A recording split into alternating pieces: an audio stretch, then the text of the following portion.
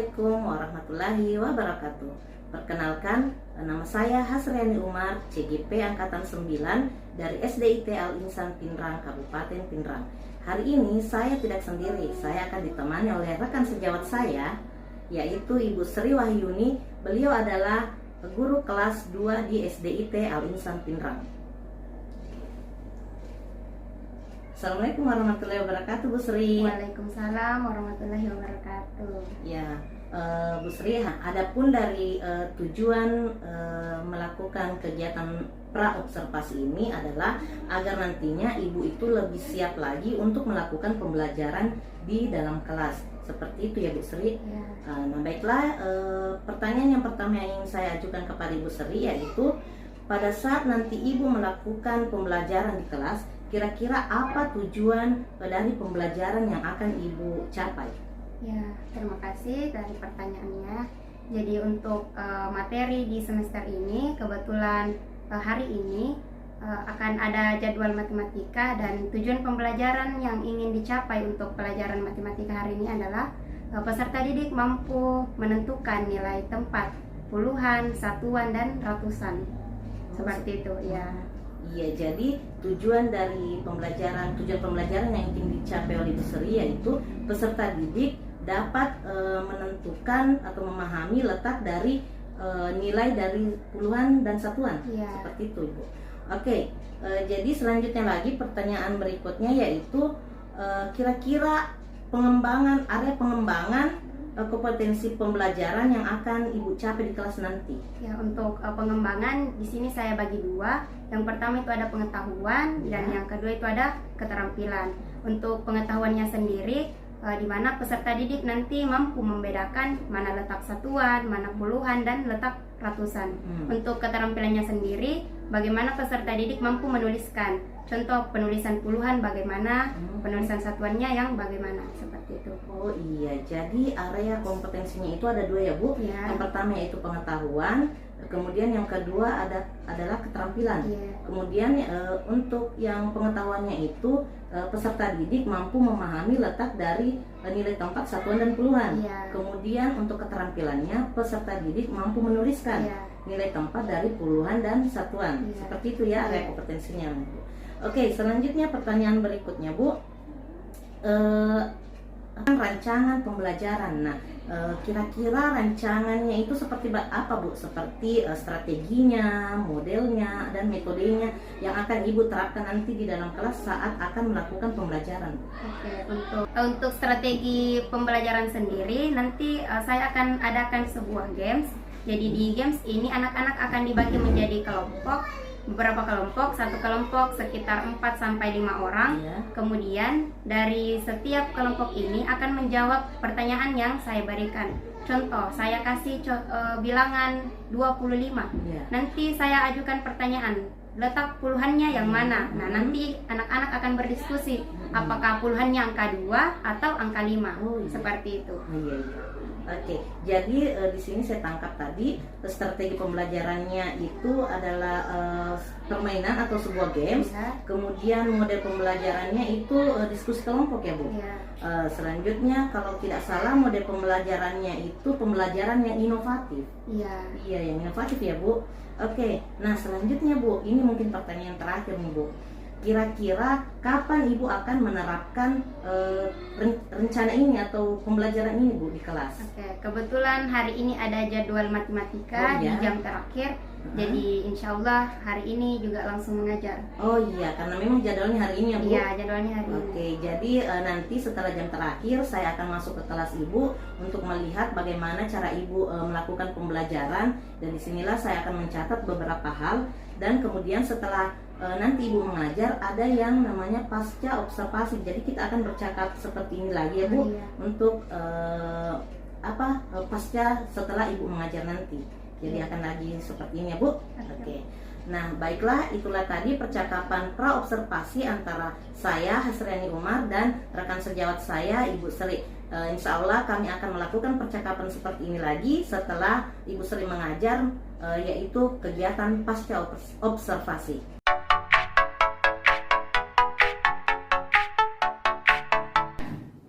Siap untuk belajar? Siap!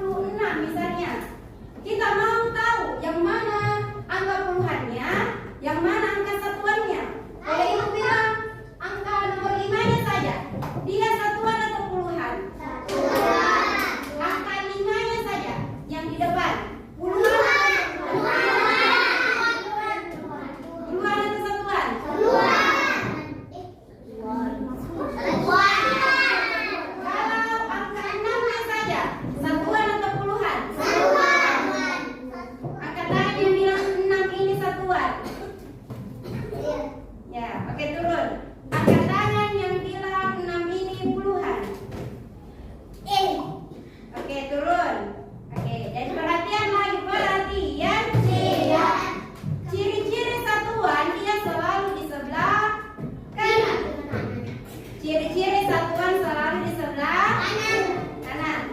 Contoh lagi, contoh yang gampang sekali. 31.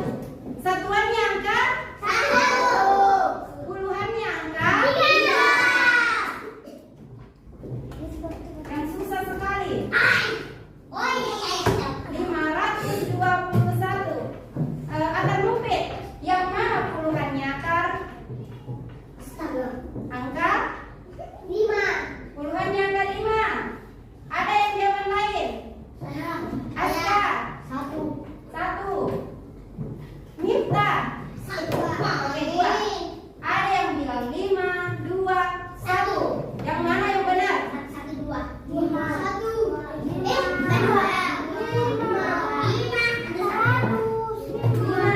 Ingat, puluhan dia terdiri dari 2 saja. Abaikan yang di depan. Yang mana puluhannya? 2. Sekarang ibu punya sebuah permainan. Ada kantong. Ini kantong ratusan, kantong puluhan, kantong satuan. Ibu mau kalian mengisi setiap kantong sesuai angka yang ibu sebutkan. Contoh, ibu tulis 23. Puluhannya berapa? 2. Satuannya 3. Berarti puluhan yang ibu harus isi berapa? 2. Isi 2 di kantong puluhan. Berapa di kantong satuan? 3. Puluh ratusannya Puluhannya berapa? kosong. Puluhannya 2. satuannya 3. Oke, susah apa tidak? Tidak. Yang lain, contoh yang lain. Hapus. 121. Nah, laki-laki. Atas nama Akalifi. Coba Akalifi. Ada yang diam. Oke, Alka, silakan diisi. Berapa di kotak ratusan, satuan dan puluhan?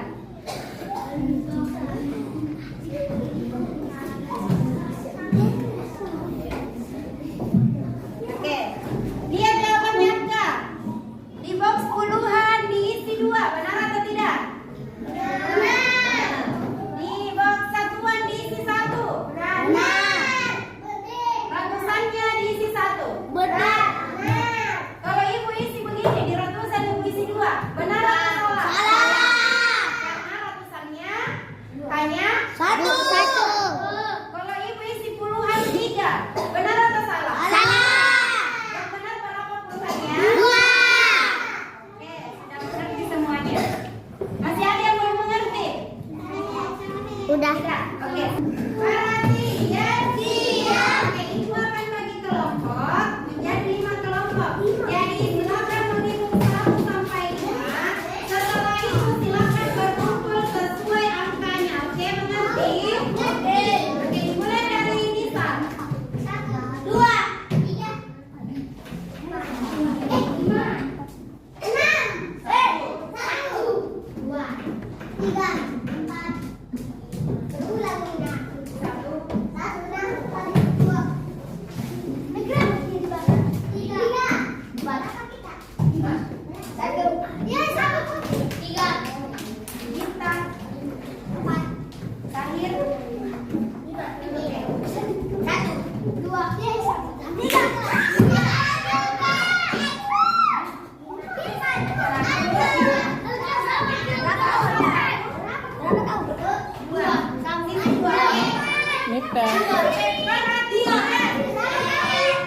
berkumpul tanpa bersuara, silakan cari kelompoknya.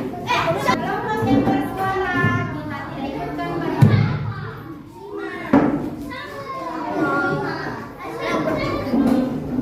Oke, perhatian.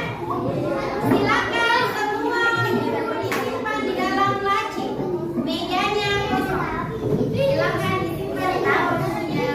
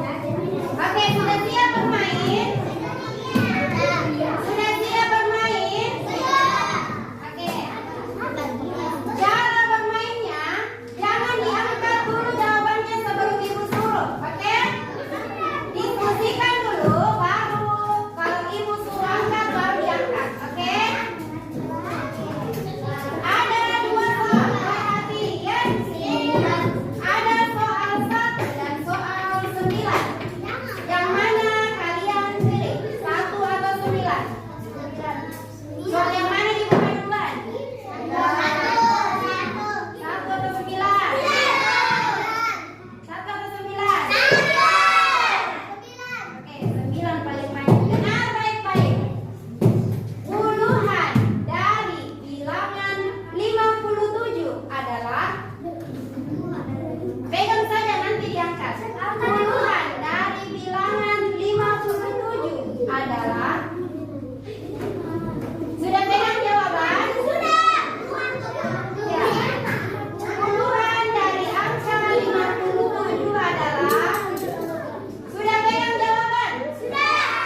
Diangkat dalam hitungan 1, 2, 3.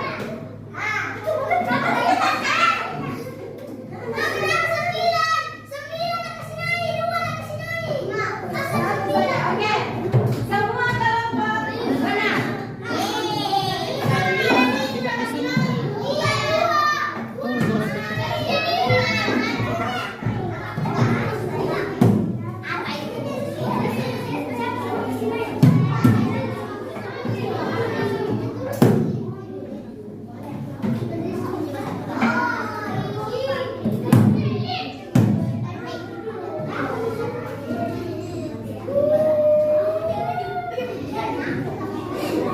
Masing-masing kelompok mendapatkan 1 bintang. Oke, soal selanjutnya ada kelompok 1, 2, 3, 4, 5. Soal berikutnya, soal yang satu tadi yang tidak dipilih. Satuan dari angka 29 adalah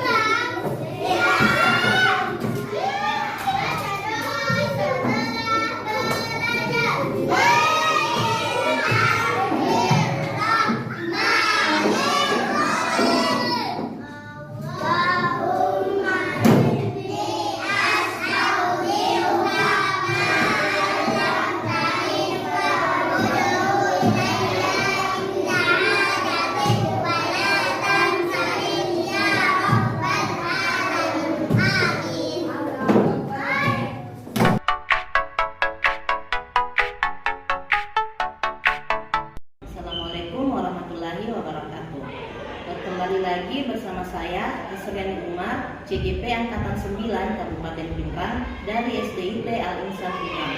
Kali ini saya akan melakukan kegiatan pasca observasi bersama dengan teman saya, yaitu Ibu Sri Wahyuni. Beliau adalah guru kelas 2 di SDIT Al-Insan Pinrang. Dan juga saya ditemani oleh pendamping praktik saya, yaitu Ibu Jumriyati. Di sini saya akan melakukan kegiatan pasca observasi bersama dengan Ibu Sri. Oke. Assalamualaikum warahmatullahi wabarakatuh, Bu Sri. Waalaikumsalam warahmatullahi wabarakatuh. Bagaimana kabarnya, Bu? Alhamdulillah baik. Jadi Bu, kita bertemu lagi di kegiatan pasca observasi ini. Setelah kemarin kita melakukan kegiatan observasi, kemudian Ibu Sri melakukan kita melakukan kegiatan observasi di kelas, dan di akhir ini kita akan melakukan kegiatan pasca observasi. Jadi tujuan diadakannya supervisi ini sebenarnya, Bu Sri, untuk mengevaluasi jalannya proses pembelajaran di kelas seperti apa dan tindak lanjutnya seperti apa nanti. Kemudian tujuan dilakukannya percakapan pasca observasi ini untuk mengevaluasi dan juga memperbaiki dan merefleksi terkait kegiatan observasi yang kemarin dilakukan di kelas. Jadi seperti itu ya, Bu Sri. Kemudian di kegiatan ini juga saya mungkin akan sedikit bertanya-tanya kepada Ibu Sri. Ya, tidak apa-apa ya, Bu Sri? Ya. Oke, pertanyaan yang pertama, Bu, bagaimana perasaan Ibu Sri setelah kemarin melakukan pembelajaran di kelas? Kalau ditanya mengenai perasaan setelah melakukan pembelajaran, yang pastinya tidak seperti di hari-hari sebelumnya atau di hari biasanya, karena untuk pertama kali ketika saya mengajar ada yang melakukan observasi, ada yang melakukan perekaman di kelas. Jadi agak gugup sebenarnya kemarin karena tiba-tiba langsung ada yang meninjau ketika saya menjelaskan. Jadi kemarin Ibu Sri merasa gugup karena saya ada dalam kelas. Ya, jadi sebenarnya saya juga gugup karena seperti itu kalau memang ada di yang memperhatikan kita di dalam kelas. Nah, tetapi kalau di hari-hari biasa Ibu Sri mungkin ya ini saja. Oke, pertanyaan selanjutnya Ibu Sri, bisa Ibu ceritakan kembali area pengembangan kompetensi apa yang telah Ibu lakukan kemarin? Oke, untuk area pengembangan kompetensi yang telah saya lakukan itu dibagi menjadi dua. Yang pertama itu pengetahuan, yang kedua itu adalah keterampilan. Untuk pengetahuan sendiri, di mana sejauh mana siswa ini atau peserta didik bisa menangkap materi yang saya sampaikan. Kebetulan kemarin materinya tentang tata letak suatu bilangan, jadi saya jelaskan kepada peserta didik bagaimana letak puluhan, bagaimana letak satuan. Kemudian untuk keterampilan sendiri, sejauh mana kemampuan siswa dapat menuliskan letak puluhan dan satuan. Iya, jadi ada dua area pengembangan yang telah Ibu lakukan kemarin. Yang pertama itu adalah pengetahuan dan kemudian keterampilan. Yang pengetahuannya itu sejauh mana siswa itu menangkap materi yang telah Ibu bawakan. Kemudian untuk keterampilannya, kemampuan siswa untuk menentukan letak tempat suatu bilangan, puluhan dan satuan. Jadi seperti itu, ada dua ya, Bu. Kemudian pertanyaan selanjutnya, dari proses pembelajaran yang Ibu lakukan kemarin, sejauh mana tingkat keberhasilannya, Bu, area pengembangan itu? Kalau untuk keberhasilannya, saya rasa cukup berhasil ya, karena waktu saya melakukan pembelajaran di kelas itu, pertama saya lakukan penjelasan materi dulu. Kemudian saya bagi beberapa siswa menjadi beberapa kelompok. Setelah itu saya berikan sedikit pertanyaan untuk mereka jawab. Dari hasil atau kegiatan yang saya lakukan yang dalam bentuk games, saya bisa mengambil kesimpulan bahwa 90% dari siswa itu sudah paham atau sudah mampu membedakan letak puluhan dan satuan. Jadi tingkat keberhasilannya itu yang kemarin pembelajaran dilakukan di kelas adalah cukup berhasil ya, Bu, karena Ibu telah melakukan penjelasan, mengelompokkan anak-anak, kemudian memberikan umpan balik ya, Bu, atau pertanyaan-pertanyaan terkait dengan materi yang telah Ibu bawakan, seperti itu. Kemudian Ibu, hambatan atau kendala-kendala seperti apa yang Ibu temui kemarin? Pasti ada, apakah ada kendalanya atau hambatan yang Ibu temui kemarin waktu melakukan pembelajaran? Untuk hambatan pasti ada. apalagi di kelas saya siswanya lumayan banyak. Jadi untuk mengontrol kefokusan anak-anak mungkin agak sulit, itu yang jadi hambatan. Kemudian kebetulan kemarin itu saya lakukan aktivitas berupa games untuk menguji kemampuan peserta didik, tetapi dari games tersebut tidak menjamin 100% siswa bisa paham dari pembelajaran berbasis games dalam bentuk games. Jadi itu yang menjadi hambatan. Jadi kalau yang saya tangkap di sini ada dua kendala itu kan. Yang pertama itu fokus siswa, kemudian yang kedua itu tidak semua siswa itu menyukai gaya belajar melalui games. Mungkin ada yang belajar sendiri seperti itu. Ya. Oke. Nah, terkait dengan kendala ibu tadi, kira-kira apa yang akan ibu lakukan ke depannya? Oke, untuk kendala yang pertama untuk fokusnya siswa, mungkin ketika belajar saya bisa melakukan ice breaking di awal pembelajaran, atau ketika 30 menit atau 1 jam pembelajaran ketika situasi kelas tidak kondusif, saya bisa melakukan lagi ice breaking supaya anak-anak bisa kembali fokus. Kemudian untuk kendala kedua yang masalah kelompok-kelompok belajar, mungkin saya harus mengetahui lebih awal gaya belajar yang diminati siswa, karena tidak semua peserta didik suka dengan games. Ada juga yang mungkin belajar sendiri-sendiri baru dia paham. Jadi yang seperti dijelaskan tadi bahwa untuk memfokuskan kembali anak-anak, ibu akan melakukan ice breaking, sering-sering melakukan ice breaking. Kemudian yang untuk mengelompokkan tadi yang ada anak yang tidak suka dengan bermain games, ibu akan mengetahui gaya belajar anak di awal pembelajaran seperti itu. Ya, jadi sebenarnya bagus sekali itu. Nah, kemudian lanjut, kira-kira nih Bu, kapan ibu akan melakukan rencana ibu ini? Oke, untuk rencananya mungkin saya lakukan 2 bulan ke depan, karena mungkin akhir ini juga anak-anak sudah mulai ujian, jadi mungkin setelah kegiatan ini bisa saya lakukan lagi pembelajaran dengan materi yang sama. Jadi materi ibu ini ada materi yang berulang. Iya, materi. Jadi Ibu Sri akan melakukan rencana tindak lanjutnya sekitar 2 bulan lagi, karena materi ibu ini adalah materi yang berulang seperti itu. Jadi baiklah Bu, mungkin nanti 2 bulan ke depan ibu akan menyusun strategi lagi yang lebih baik lagi agar suasana kelas lebih kondusif, jadi anak-anak juga bisa lebih paham sesuai dengan kemampuan dari peserta didik itu sendiri, seperti itu ya. Baiklah Bu, cukup itu saja pertanyaan terakhir dari saya. Mudah-mudahan kedepannya rencana ibu yang telah ibu susun tadi bisa berjalan dengan baik ya. Jadi saya ucapkan banyak terima kasih kepada Ibu Sri dan kepada pendamping praktik saya Ibu Juliati yang sudah meluangkan waktunya. Mudah-mudahan apa yang Ibu Sri cita-citakan tadi itu bisa terwujud. Sekali lagi terima kasih kepada Ibu Sri dan Ibu Jun. Sekian dan terima kasih. Assalamualaikum warahmatullahi wabarakatuh.